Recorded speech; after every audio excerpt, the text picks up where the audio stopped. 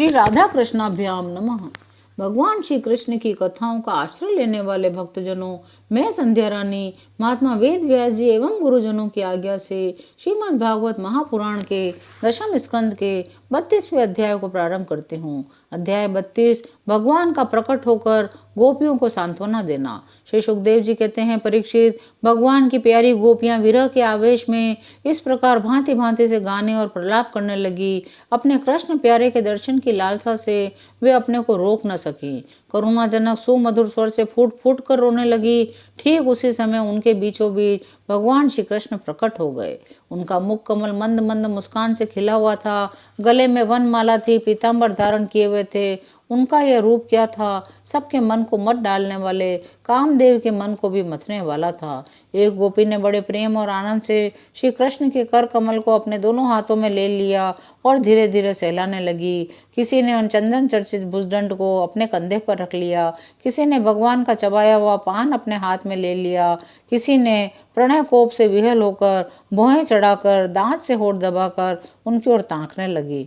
परंतु जैसे संत पुरुष भगवान के चरणों के दर्शन से कभी तृप्त नहीं होते, वैसे ही वह उनकी मुख माधुरी का निरंतर पान करते रहने पर भी तृप्त नहीं होती थी। मन ही मन भगवान का आलिंगन करने से उनका शरीर पुलकित हो गया, रोम रोम खिल उठा। वह सिद्ध योगियों के समान परमानंद में मग्न हो गई।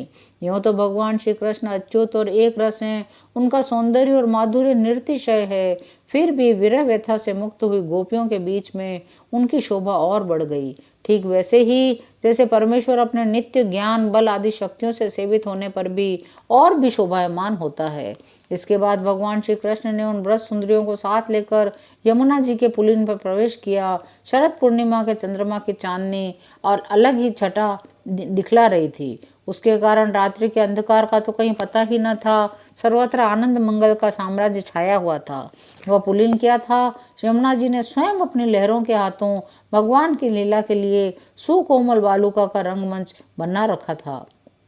भगवान श्री कृष्ण के दर्शन से गोपियों के हृदय में इतने आनंद और इतने रस का उल्लास हुआ कि उनके हृदय की सारी आदि व्याधि मिट गई। बड़े बड़े योगेश्वर अपने योग साधन से पवित्र किए हुए हृदय में जिनके लिए आसन की कल्पना करते रहते हैं, किंतु फिर भी अपने हृदय सिंहासन पर बिठा नहीं पाते, वही सर्वशक्तिमान भगवान यमुना जी की रेती में गोपियों की ओढ़नी पर बैठ गए। सहस्त्र सहस्त्र गोपियों के बीच में उनसे पूजित होकर भगवान बड़े ही शोभायमान हो रहे थे। वे उनके एकमात्र आश्रय हैं। भगवान श्री कृष्ण अपने इस अलौकिक सौंदर्य के द्वारा उनके प्रेम और आकांक्षा को और भी उभार रहे थे। गोपियों ने अपनी मंद मंद मुस्कान, विलासपूर्ण चितवन और तिरछी भौं से उनका सम्मान किया। किसी ने उनके चरण कमलों को अपनी गोद में रख लिया। वे उनके संस्पर्श का आनंद लेती हुई कह उठती, कितना सुकुमार है, कितना मधुर है। इसके बाद श्री कृष्ण के छिप जाने से मन ही मन तनिक रूठ कर उनसे कहने लगी, हे नटनागर, कुछ लोग तो ऐसे होते हैं जो प्रेम करने वालों से ही प्रेम करते हैं, कुछ लोग प्रेम न करने वालों से भी प्रेम करते हैं, परंतु कुछ तो ऐसे होते हैं कि दोनों से ही प्रेम नहीं करते। प्यारे, बताओ तो इन तीनों में तुम्हें कौन अच्छा लगता है? भगवान श्री कृष्ण ने कहा, मेरी प्रिय सखियों, जो प्रेम करने पर प्रेम करते हैं उनका तो सारा उद्योग स्वार्थ को लेकर है, लेन देन मात्र है, न उनमें सौहार्द है न धर्म है। उनका प्रेम केवल स्वार्थ के लिए है, इसके अतिरिक्त उसका और कोई प्रयोजन नहीं है।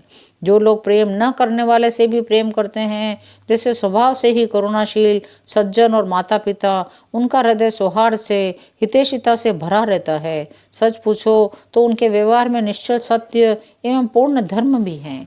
कुछ लोग ऐसे होते हैं जो प्रेम करने वालों से भी प्रेम नहीं करते, न प्रेम करने वालों से भी प्रेम नहीं करते। ऐसे लोग चार प्रकार के होते हैं। एक तो वे जो अपने स्वरूप में ही मस्त रहते हैं, जिनकी दृष्टि में कभी द्वैत भासता ही नहीं।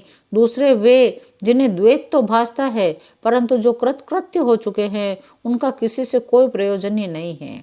तीसरे वे हैं जो जानते ही नहीं हमसे कौन प्रेम करता है। चौथे वे हैं जो जानबूझकर अपना हित करने वाले परोपकारी गुरुतुल्य लोगों से भी द्रोह करते हैं, उनको सताना चाहते हैं। गोपियों, मैं तो प्रेम करने वालों से भी प्रेम का वैसा व्यवहार नहीं करता जैसा करना चाहिए। मैं ऐसा केवल इसलिए करता हूँ उनकी चित्तवृत्ति और भी मुझ में लगे, निरंतर लगी ही रहे। जैसे निर्धन पुरुष को कभी बहुत सा धन मिल जाए फिर खो जाए तो उसका हृदय खोए हुए धन की चिंता से भर जाता है, वैसे ही मैं भी मिल मिलकर छिप छिप जाता हूँ, इसमें संदेह नहीं।